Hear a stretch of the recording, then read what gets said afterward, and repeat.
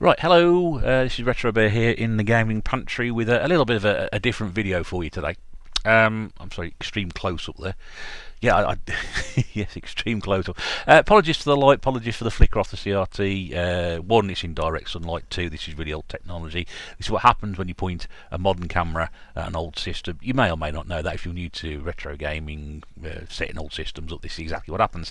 So we're showing off today a CRT which Mrs. Bear picked up from Joypad Joy and Games. Hello to Martin up at Netherton. If you're watching, Martin, Mrs. Bear purchased this a couple of weeks back for testing, which unfortunately is too big for the lab downstairs, so it's been moved up here, and therefore, one, this will allow her to go up and test systems on a CRT to make sure they're working fine, because the little television she's got downstairs, although it's a modern television, with some of the older systems she's been modifying, the Famicom 2600 repairs she's been doing to those systems as well.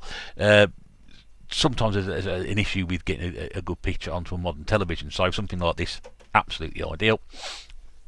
And it's now been moved up to the pantry, where it's going to sit on the worktop here, and it will allow her to come up and test anything, and also allow me to plug in some of my 8-bit systems as well, which is rather good. Probably won't be filming any game footage this way, there'll be another way of doing that. So what I wanted to show off today is the Amstrad. It's Amstrad CPC 464. This is a 14-inch CRT with a built-in DVD player, which does work, and it's also a branded Beko as well. So not only will you be able to play games on it and watch television and DVDs, you will also be able to do your cooking, your washing, and your refrigeration on it as well, which is great.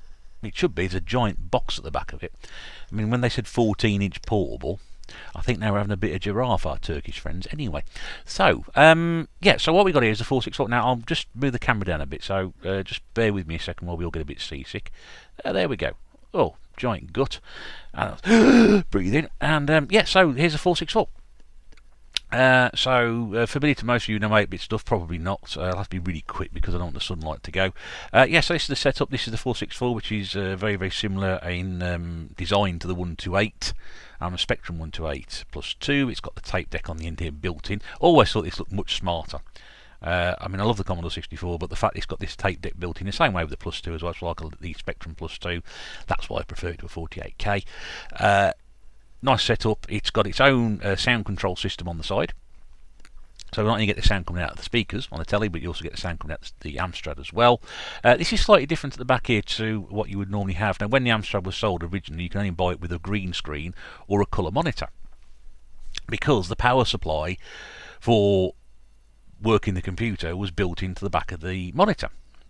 So this device here, which is the Amstrad Module MP1, very much works the same way as those of you who had an Amiga 500. You had a TV modulator that would stick out the back of the television, back of the computer, sorry, and that would allow you to put your Amiga through a television. Otherwise, you needed the monitor. Now, we were fortunate enough to have a monitor, but it also didn't stop me from taking the Amiga into the lounge and putting it into the big telly and playing my games that way when I was a child.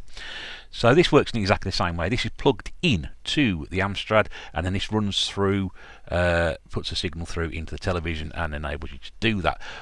We've also got some modern cabling out the back here from a well-known gaming cable supplier off eBay. Bought this quite some time ago, and this runs into the SCART. So this is actually coming through the AV SCART rather than through the RF, so you get a slightly better quality picture.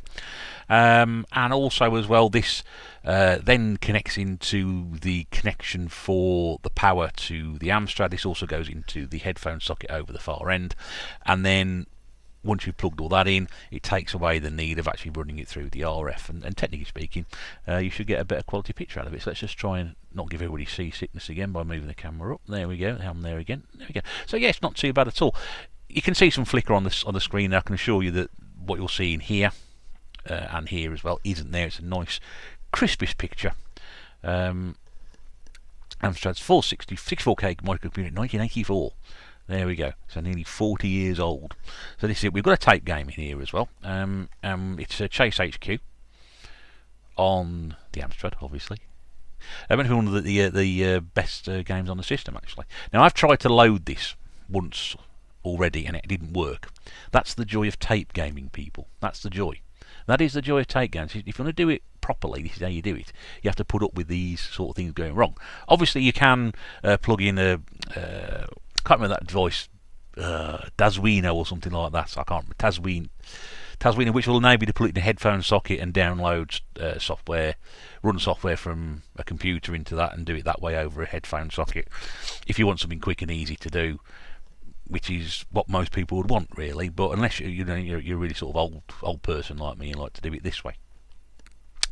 So yeah, that's really what I just wanted to show you today. I mean, I'm not going to show you the game loading because it's a huge tape, and I'm not sure how long it's going to take. So rather than sit here and make you go through that, I may stop it and see if it works again later or not. But yeah, so I'd sort of take you around that. Like I said, this is probably going to be now used really up here to run Spectrum as well. We'll try and get the Spectrum in here, the +2. I had the Master System in here yesterday when I was testing it. That worked absolutely fine. Lovely. Played a bit of Mortal Kombat and also the Terminator as well, because they were the most easily accessible games I've got. That seemed to work really well through the RF. So not a bad little purchase for 20 quid. I'm not one of the. I did say recently, I'm not one of these people who insist on having like CRT and all this business. I'm happy with playing on the big television over there, but it is quite convenient to do that. Obviously, I'm not going to take game footage from it because of the flicker.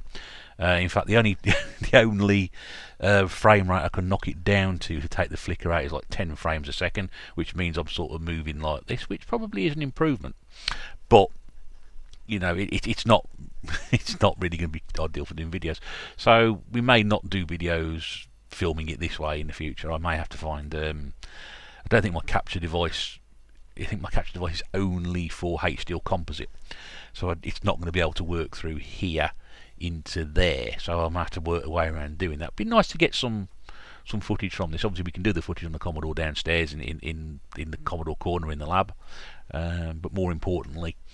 It might be a good idea for this. I mean, I've got enough Amstrad games now, and I've got enough Spectrum games to do something like that. So it's always a bit of fun. I've got to find a joystick as well. I haven't got a joystick. Well, I have got a joystick. I've got loads of joysticks, but I haven't got one here. Very quickly, if you've never seen how to run an Amstrad game and get one loaded, this is how you do it. You type in run with the old speech mark after it. You press enter. You press play on the tape, and then you press a key. Now you might not be able to hear that. I'll just try and turn it up a bit. Just try and get a bit closer to it.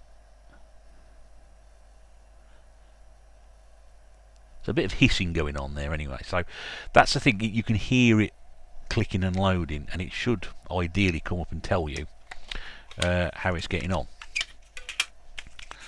I actually had to look up how to load Amstrad games because I wasn't quite sure.